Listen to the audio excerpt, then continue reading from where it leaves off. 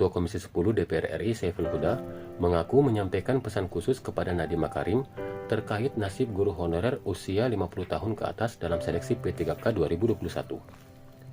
Dia berharap Menteri Pendidikan Kebudayaan Riset dan Teknologi itu mau memberikan afirmasi penuh kepada guru honorer yang usianya sudah mendekati masa pensiun.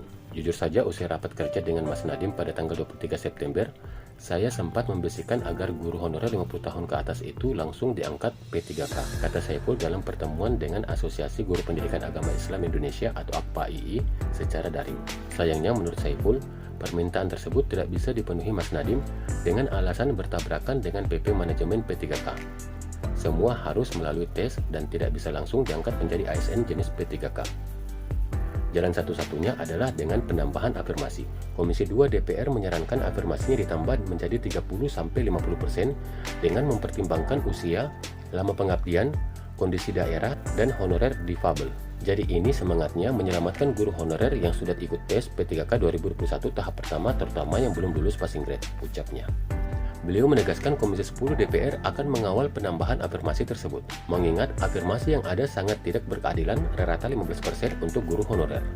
Sementara peserta yang memiliki sertifikat pendidik malah diberikan afirmasi 100%. Dia berharap pemerintah akan mengingat kesepakatan Raker 23 September dan bisa memberikan afirmasi kepada guru honorer peserta seleksi P3K 2021 sesuai aspirasi Komisi 10 DPR RI.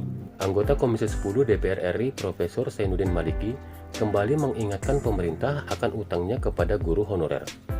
Utang itu hanya bisa diganti dengan meluluskan semuanya menjadi pegawai P3K. Dalam kesempatan yang berbahagia ini saya ingin menyampaikan kepada Pak Menteri dan jajarannya agar menggunakan kesempatan rekrutmen P3K ini sebagai sebuah kesempatan yang sangat baik untuk membayar hutang pemerintah kepada para guru-guru honorer.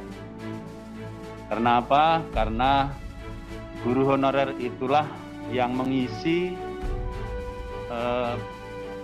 proses pelaksanaan pembelajaran di depan siswa-siswa kita itu bisa berjalan dengan baik, karena kita tahu pemerintah masih kekurangan lebih dari 1 juta guru, dan itu pun belum termasuk yang Mantan Rektor Universitas Muhammadiyah Surabaya itu mengingatkan pemerintah untuk tidak hitung-hitungan untung rugi mengangkat guru honorer menjadi P3K. Seharusnya jatah guru honorer itu PNS bukan P3K.